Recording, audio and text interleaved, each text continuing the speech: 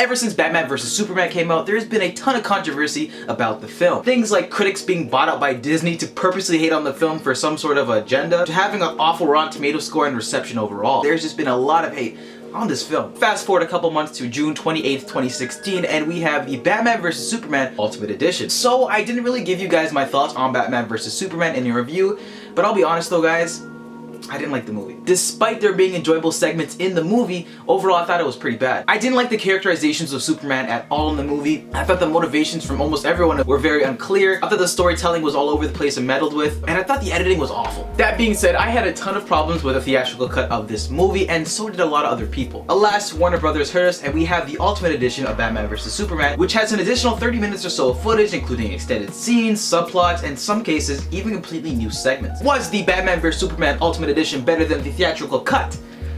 In short, yeah, I did find myself liking this version more than I thought I would. Is it a night and day change? Well, for some people it might be. For me, it wasn't drastically different. It wasn't like a completely different movie. However, I thought the changes they did make were important to make it a better film. To me, after watching this movie, it was apparent why the theatrical version was so poor. Zack Snyder made a 3-hour movie, and that's what the Ultimate Edition is, and that's how it was meant to be viewed. Not as a 2-hour and 20-minute movie that's been cut and bogged down to maximize revenue because of screenplays. The storytelling, tonality, and film overall suffer because of that, due to these scenes and plots literally having holes and left to interpretation because half an hour or so of footage is gone. In BVS, I thought a lot of the scenes didn't really have that much gravity to them. I didn't really care for these characters. Superman dying at the end, I didn't care because how poorly his character was handled, same with his relationship with Lois Lane. However, in the Ultimate Edition of this film, we get additional seconds added to some scenes, giving some more context and emotion to them, and even fixing the flow in certain parts. One of the biggest problems that I had with the theatrical version was it did not flow well, especially in the first 2 acts. And a large part of this was due to the 30 minutes being cut. Taking even one shot from a scene can seriously cripple it. In some cases, this is what happened. I honestly felt that the Ultimate Edition of Batman vs Superman flows so much better than the original, and because of that, even though it's just 3 hours long with an additional 30 minutes of stuff, it goes by faster. It feels fluid and more of a complete film and story. One of the biggest things about the original version was it felt like a Batman story and Superman was just some dude in the background. In this Ultimate Edition, they really went and changed that. It feels more like a Superman movie and then Batman's more in the background, although there's still a lot of Batman in this film. Superman is given a little more attention and much more motivation in this cut. We see him being a reporter, him going through the processes of investigating this Bat vigilante. But it boggles my mind how these little changes can really affect the feel of the film, as well how some studio could have went and cut out some of these scenes that really made the film better. Might I mention, they also cut out an entire sequence of Clark Kent going to Gotham. Like, what? I actually found myself caring more about the character in these extended bits, like the ones at the Daily Planet, the funeral scene. It had much more weight to it, and many others. We get a lot more from Lois Lane in this movie. A big problem people had was that she was just there and does nothing. And in this, we see her doing much more and it makes more sense. For example, there's scenes with her talking to Jenna Malone, figuring out the whole Africa situation. We even see Jimmy Olsen in this, before he obviously,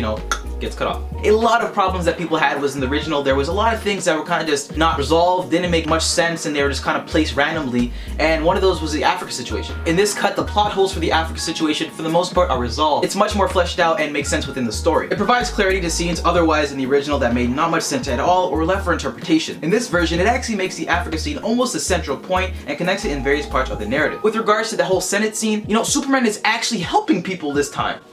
Oh my god. Instead of him just flying off looking like a douchebag, not making you sympathize for the character, we see him actually going out and helping. It's these extra bits that really help you connect to the character and understand what he's going through. In addition to this, we see some Gotham scenes where Clark Kent is really talking and interacting with these people. And we see Clark's first-hand experience seeing the repercussions of Batman and his own actions, and this provides much more motivation as to why he wants to go and fight Batman. Also, one of the coolest bits in this extended version is the extra bits with Steppenwolf and the Arkham line that Batman tells Lex Luthor in the end. Why weren't those in the film? That Arkham line was so freaking good, man. Batman saying he's got friends inside for him was so dope. And the Steppenwolf thing made more sense as to what is to come later on, and I actually like the placement of it in this film. Although this film has definitely been improved upon, it still isn't without its faults. Those Justice League cameos. Wait, what? I understand you want to introduce these characters and debut them before the Justice League, but come on, Zach. It felt incredibly forced and just stopped the movie to be a plug like, oh hey look, we got films coming in the future. Fam. Via email? Like seriously, when they were writing this movie, were they just thinking like, well, we should really introduce the Justice League members, but how could we do it? MSN. Hello darkness, my old friend. I've come to talk with you again. Seriously, like, why was Batman studying that right before a crucial point of the film when they fight? And as well, why are they reading it like it was a live chat? Who sends emails like that? It just really slows down the stories, and it happens right before the big Batman vs Superman fight. Another thing that bothered me was the nightmare scene. Although it was really cool and it was done well, it was just unnecessary. I liked it visually, but it just didn't need to be in it. Why does Superman need to die?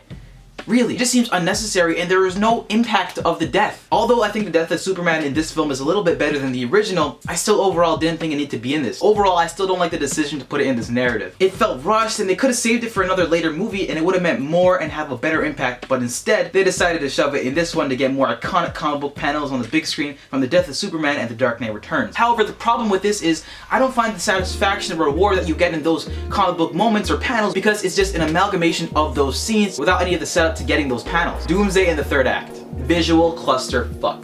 He didn't really need to be in this and just be thrown away at the end like that. And one thing that really bothered me, like, oh my... Why on God's green earth would Superman, knowing he cannot touch kryptonite like that, jump in the pool to get the staff?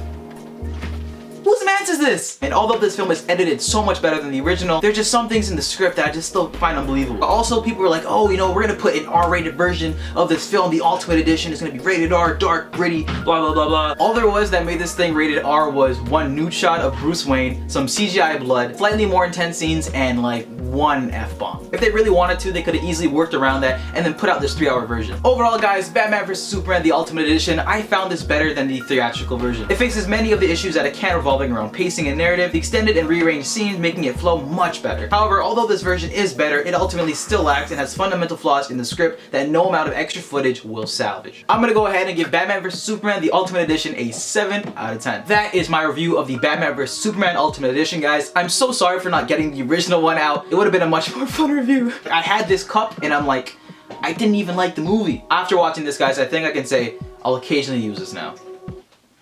Occasionally. Anyway, guys, thank you as always for checking out this video. If you enjoyed it, you can leave a like and subscribe if you have not already. Also, I have social media. Are you on the Twitters? You most probably are. Are you on the Instagrams? You most probably are. And do you watch Twitch streamers? I really don't know. But if any of those apply to you guys, feel free in the description down below to go check me out on all 3 of those and hit me up.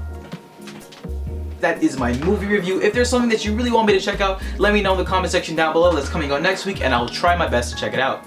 Anyway, that is it for me today, guys. I'll see you next time. Peace!